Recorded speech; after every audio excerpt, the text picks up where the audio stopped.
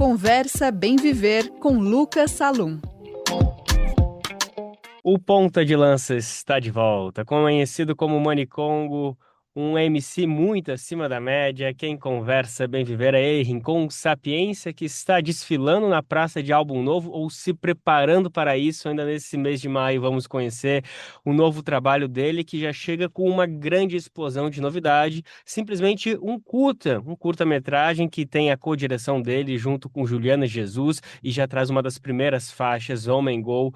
Rincon, meu amigo, satisfação imensa falar contigo. Obrigado pela disponibilidade, viu? Da hora, da hora. Mais uma vez conversando aqui com vocês, trazendo novidades. Vamos para mais uma. Massa demais. A gente sempre fica empolgado com a tua voz, o nosso sorriso aumenta, ainda mais quando vem novo trabalho pela praça, e ainda mais com um certo ineditismo. Tu já assinou muitas direções em clipes teus, mas um curta-metragem é um tanto quanto inédito, né, Rincon? Apresenta pra gente um pouco mais do Homem Gol pra nós.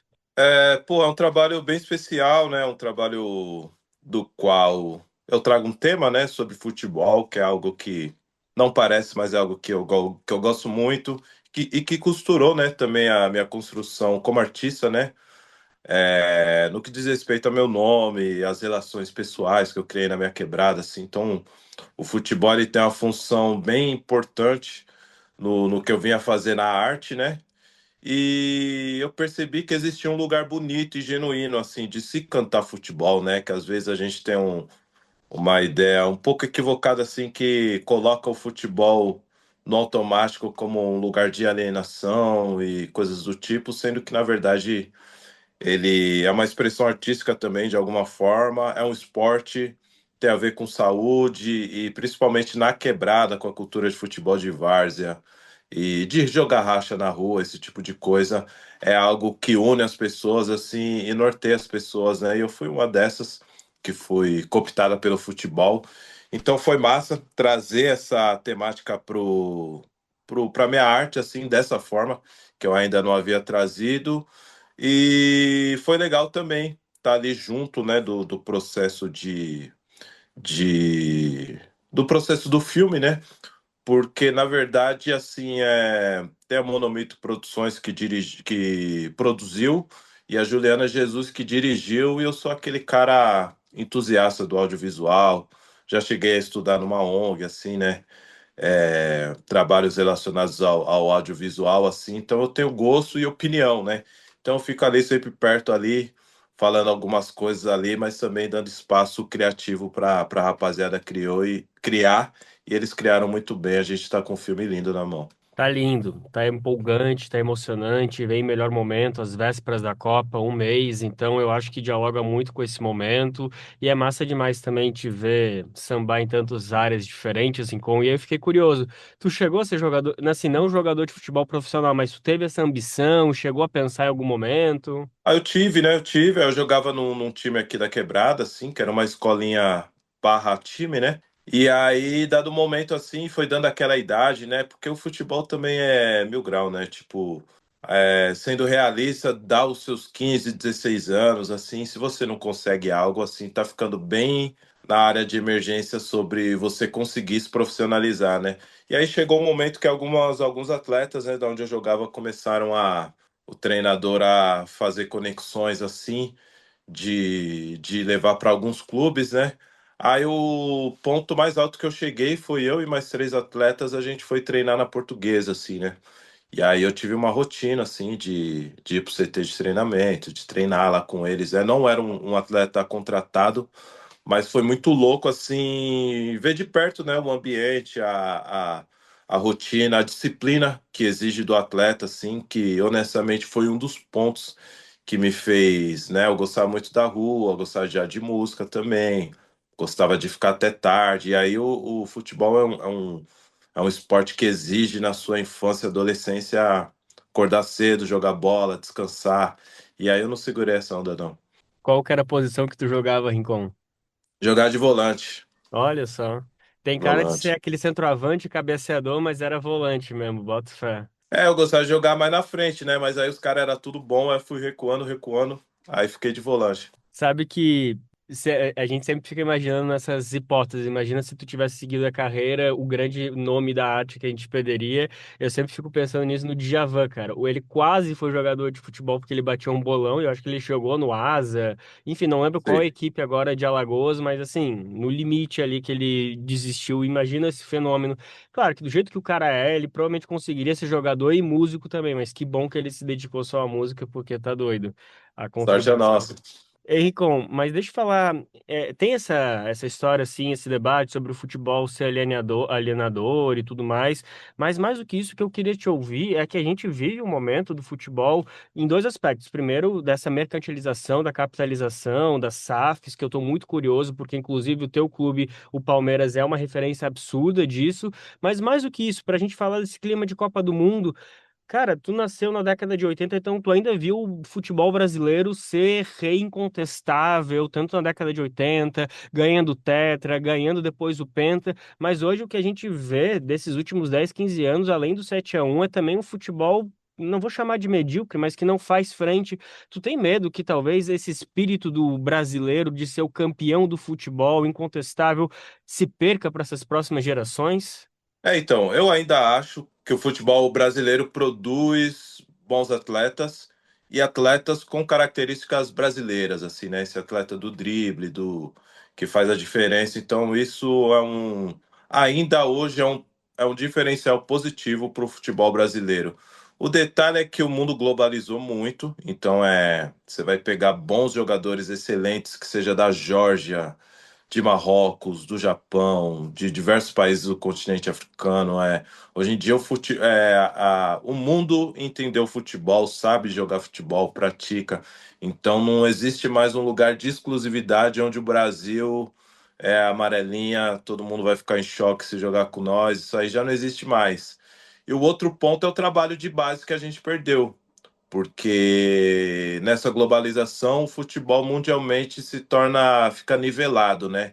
E antes o Brasil era o diferencial extremamente diferente. A capacidade de improviso de quem jogou no campo de terra, de quem jogava por diversão, tocava na bola a todo momento, gostava de tirar onda, dar uma caneta, se divertir, dançar, curtir. Então, esse trabalho de base a gente perdeu. Então, é baseado em pesquisa nenhuma, dados nenhum, mas basta a gente ir para a rua, para as mesmas ruas que eu ia jogar bola, a quadra estava cheia, vários próximos, 10 minutos, dois gols, todo mundo querendo jogar. Hoje as quadras estão vazias, vazias. O futebol de rua praticamente não existe. O moleque de periferia prefere tentar a vida sendo artista, sendo um artista de funk, de trap, mais do que querer jogar bola, porque ele sabe que no futebol vai depender de um agente. Hoje em dia de alguém que indique, de alguém influente para estar com ele, e às vezes ele vai ser bom e não vai conseguir. Então, sinto também esse perfil do atleta de periferia mais desestimulado do que antes. Antes a gente jogava aqui na rua e sonhava que um dia a gente podia estar na seleção de alguma forma, né? Não pergunte como, mas a gente sonhava. Hoje em dia eu acho que o moleque de quebrada já não. Ele se relaciona diferente com o futebol e o resultado disso tá sendo aí 7-1, eliminado nas quartas de finais e coisas desse tipo. Eu achei interessante que tu trouxe essa ponderação que o futebol de bairro, assim, tá acabando, mas porque também a população tá preferindo apostar na arte. Mas, então, assim, eu fiquei na dúvida de como que tu vê esse movimento. Tu vê com preocupação ou tu vê também como uma saída natural que a população encontra frente à realidade atual? Acaba sendo uma saída natural, mas como gosto muito de futebol, gostaria de ver as quadras cheias. Por exemplo, o que eu lembro de futebol que eu praticava são coisas que eu corro atrás hoje. Tipo assim, hoje a gente corre atrás de falar, pô, preciso correr, ir no parque dar uma corrida, vou para academia, você paga mensalmente para fazer uma atividade. E era algo muito rico que eu já tinha no meu bairro. Tinha um treinador, tinha treinamento físico, tinha o jogo coletivo que a gente fazia. Mas até no sentido de formar o cidadão, era legal jogar bola, treinar futebol, cuidar do corpo, correr, fazer exercícios. E hoje em dia, né, a gente tem uma geração que se dedica o tempo ao celular e quando não está no celular quer fazer um dinheiro, quer fazer um corre, quer fazer acontecer.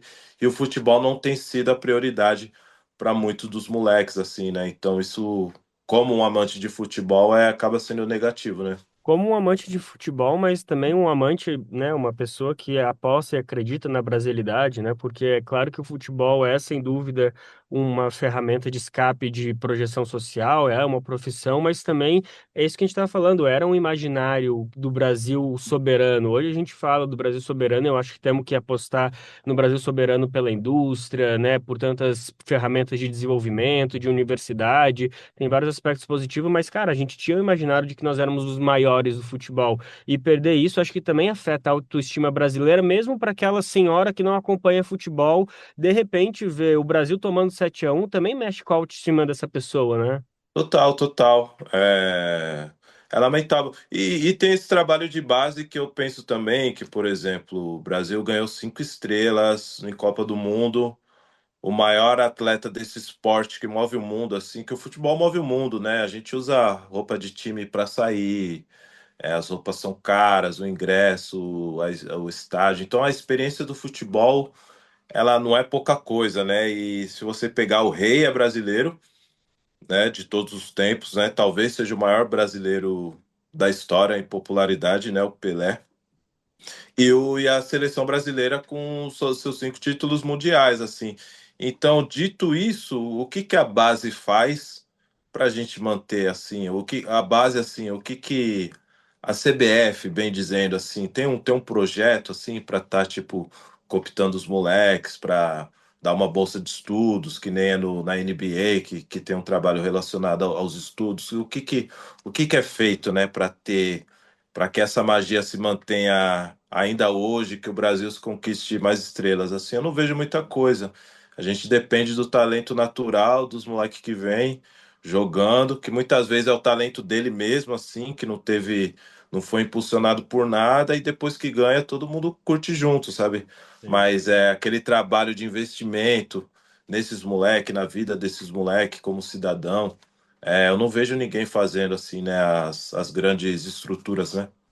Embora eu concorde completamente contigo, eu também vejo assim, de uma maneira um pouco descrente e negativa, assim, pessimista esse futuro, porque é isso que tu está falando do futebol ter nivelado, que realmente virou uma indústria em que, assim, agora para tu ter o atleta perfeito, ele precisa dormir, não sei, 6 horas à noite, 1 hora à tarde, 1 hora depois do almoço, são tantas calorias por dia, ele precisa ter essas ferramentas específicas, enfim. Claro que o corpo humano é uma máquina, mas me parece que a gente está olhando no aspecto negativo, de transformar as coisas numa matemática que não pertence ao futebol. Então, por mais que a gente queira que a CBF invista, também me parece que cada vez mais está tirando essa magia do futebol, apostando cada vez mais como uma indústria, mais um local desse capital favorecer. E eu acho que as SAFs aí que eu queria chegar contigo, te ouvir um pouquinho como que tu vê isso, de clubes que a princípio eram organizações sem necessariamente ter essa pretensão de lucro, se transformam numa indústria assim, de papel e caneta passado. É um movimento que, enfim, divide opiniões, né, Rincon? O meu time, no caso, né, faz parte do panteão do que não é uma SAF, mas é um time que está muito bem estruturado financeiramente, ganha títulos, vende jogadores valiosos, assim, né? São vários, mas pode citar dois, Estevão e Endrick, assim, cada um desses é uma palavra absurda, fora os demais, né? Kevin, Luiz Guilherme, entre outros. Então, o Palmeiras ele está muito bem. Agora tem times cheios de história, que a marca é muito forte, muitas das vezes até mais forte que o Palmeiras, mas tá cheio de dívida. E aí esse lugar da SAF de chegar o manda-chuva cheio de dinheiro e resolver a encrenca está se tornando um lugar tentador, né? Muitos torcedores acreditam que o time faz parte do povo, da torcida, aquela coisa toda, né? Há controvérsias esse pensamento, mas o que pega é isso, né?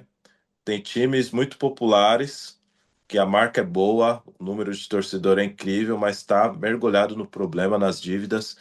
E o que resolveria sair desse problema seria alguém para vir pagar, né? Uma SAF ou alguém com dinheiro disposto a fazer esse trabalho. Mas a partir do momento que alguém compra o clube, aí o clube vira propriedade dessa pessoa, né? Ou desse grupo empresarial. E aí os torcedores, muitos rejeitam essa hipótese. No caso do meu time, a gente está muito bem, mas é algo que eu acho que vai se fazer presente no futebol brasileiro, assim, né? Porque muitos times endividados, precisando dar uma reviravolta, assim, né? Usar da marca, usar da história que tem para se crescer e sair das dívidas. Então, eu acredito que alguns clubes importantes vão ceder a essa realidade das SAFs e vai ter que lidar com o torcedor em relação a isso. Rincon, estamos falando sobre tudo isso porque tu tá com um clipe novo, clipe não, um curta novo na praça, Homem Gol, disponível no YouTube para todo mundo assistir, que tem a participação da Marisol Mabá, que é uma querida amiga minha, tenho orgulho de falar isso, conheci ela ainda em Florianópolis, já faz há bastante tempo, com o Péricles, que eu não conheço, não é amigo meu, mas gostaria muito que fosse, e isso tudo é uma prévia do que tá vindo por aí, o teu álbum novo, que desponta agora em maio. Quero que tu fale um pouquinho mais sobre o álbum, o que a gente pode saber, mas só para fechar esse assunto do futebol, porque só queria te ouvir um pouco mais sobre o Neymar, que é uma figura também que tem um apoio gigante da população brasileira, da população mundial. A periferia ama ele, o povo ama ele, mas a gente sabe também que ele é muito criticado por algumas atitudes que ele tem, por ser moleque demais, enfim. Mas ele tem apoio, por exemplo, do teu grande amigo do Mano Brown, que talvez seja porque ele é santista. Então eu queria ouvir a opinião de um rapper palmeirense, se o Neymar tem adesão ou não da população ou não, Rincon. Ele é muito querido, muito. O tempo passa rápido, né? Porque existe uma geração gigantesca assim de torcedores e amantes do futebol que viram unicamente no Neymar essa magia que eu tive a oportunidade de ver em vários outros atletas, né? De ver o Ronaldo Fenômeno, o Romário, o Gaúcho, o Djalminha, o Alex, enfim, o panteão de jogadores brasileiros e não brasileiros que apresentavam um futebol de um alto nível. Eu consegui acompanhar vários, né? E uma geração mais nova, principalmente falando de atletas brasileiros, tiveram no Neymar o seu grande atleta, assim, até porque eu também poderia citar alguns pontos não tão positivos em relação ao Neymar, mas o que eu reconheço é que ele está na prateleira dos gênios do esporte, né? E para além disso, ele foi um cara isolado na geração dele, assim, né? Que ele é esse cara da prateleira dos gênios e os demais companheiros dele, muito bons jogadores, porém um pouco aquém do nível que ele oferece, assim. Então isso prejudicou o Neymar bastante. Mas a massa mesmo, assim, o povão aqui, se eu andar pelo bairro e citar o nome dele, assim, ele é muito, muito querido, assim mesmo. Agora, em relação à presença dele da Copa, que é o grande detalhe, né? Que aí as pessoas falam, pô, levo ele com a perna só, né? A gente tem que ver que os nossos adversários estão inteiros, sabe jogar a bola tão bem quanto a gente e ninguém tá de bobeira, assim, né? Mas ele tem subido muito o nível em relação ao que ele estava apresentando, né? Pós-contusão, assim, então não seria um absurdo não levá-lo e não seria um absurdo levá-lo também. Um desafio para os próximos capítulos do Carlos Ancelotti. Com certeza Ancelotti. será criticado, julgado e elogiado qualquer for a atitude dele. Dá para ver que o país está bem dividido quanto a isso.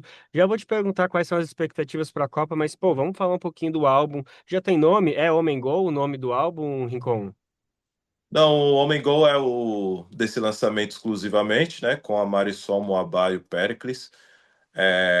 O álbum vai se chamar Um Corpo Preto, se chama, né? Um Corpo Preto. Tô muito feliz porque agora, né, a gente tá, eu no caso, né, que eu tô há um tempo levantando o repertório, mas que eu peguei firme mesmo assim para tipo esculpir esse disco foi o ano passado, assim, então passei o ano passado todo praticamente construindo o que faltava construir e regravando o que tinha que regravar, produzindo mais, enfim, fazendo, alinhando tudo. E esse ano é só o ajuste fino, né? Então dia após dia, assim, eu vejo esse trabalho mais pronto, assim, a gente tem muitas das etapas que se tem num disco já concluídas, assim, então eu tô cada vez mais ansioso e mais feliz por conta desse lançamento, né? E aí a faixa Mengô é muito especial, né? Tem essa narrativa que eu trago que muito inspirada no Jorge Ben, como eu citei. Eu tenho a Marisol, que é das artistas mais talentosas que eu conheço, assim. Uma coisa é você ter a experiência de escutar as músicas delas e ouvir a voz dela, que é muito boa. Mas o outro detalhe é a experiência de você estar no estúdio, tá trocando, tá compondo junto. E aí ela é muito mágica, assim, né? Toca instrumentos, canta muito bem, compõe muito bem, assim. Então, ela faz parte dos artistas do mais alto nível que eu conheço, assim, que eu tive a honra de conhecer vários. E o Péricles é o rei da voz, né? Esse cara incrível, é um cara que tem um abismo muito gigante, porque é aquele artista que eu ouvi nos anos 90 nas FM, assisti nos programas de auditório da TV, ouvi muito o Exalta na Ilha da Magia, o DVD, ali na segunda década dos anos 2000, mais ou menos, 2009, 10, 11, por aí mais ou menos, ouvia bastante o Exalta já na formação do Tiaguinho. E aí é um giramundo gigantesco, assim, você dividir uma faixa com ele, fazer um lançamento.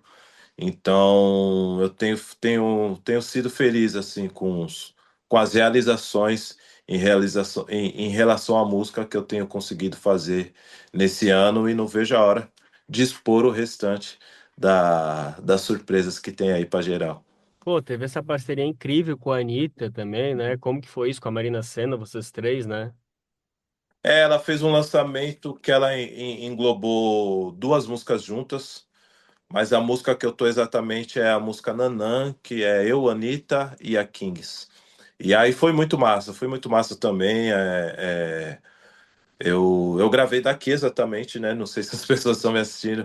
Gravei aqui minhas vozes, aí mandei. Aí, a partir do momento que a música foi se desenrolando, a gente teve uma recepção muito massa do staff dela e por parte dela também, para realizar os visuais, para fazer o trabalho e executar da melhor forma. Eu posso ficar como suspeito pelo fato de ter participado do disco, mas dado o momento, peguei para ouvir, tava ouvindo a minha faixa Nanã, aí da Nanã começou a tocar as outras músicas do álbum, e aí eu vi que ela fez um álbum muito bom, de muito bom gosto, mostrou uma maturidade muito necessária, assim, para uma artista pop, né, que eu acho que com o tempo de lançamentos, né, quando o artista pop precisa dar algum passo, né, isso atualizar, assim, né? Beyoncé fez muito bem isso, assim, depois de uma certa idade, o Bruno Mars, artistas de The Weeknd, né? Artistas que têm qualidade, né? Eles passam por esse processo, assim, de readequar o seu posicionamento, né? Dentro da música pop, eu acho que a Anitta fez isso muito bem. É inacreditável, é muito bonito ser contemporâneo da geração da Anitta e ver essa ascensão dela, de ter ido pra gringa estourada e agora tá voltando pro Brasil, resgatando vários valores fundamentais, que é muito importante uma pessoa com essa repercussão ser uma porta-bandeira. Que com sapiência, minha gente. Agora sim, para fechar a última pergunta, apenas uma resposta, uma fala pode vir dessa resposta. A gente vai ganhar a Copa ou não vai, Rincon? De 4 em 4 anos é aquela ilusão. Você começa a escalar seu time, falar muito sobre futebol. Nos últimos anos não fomos tão felizes, mas eu acho que vale a brasilidade, né, o jeito brasileiro de ser e falar sim que é possível ganhar essa Copa, mas eu vejo pelo menos umas 5, 6 seleções com a qualidade superior à nossa, mas o jogo é jogado, né, antes eram 7 jogos, agora eu acho que tem um pouco mais de jogos, né, que tem mais times, e o Brasil tem possibilidades de levantar essa taça.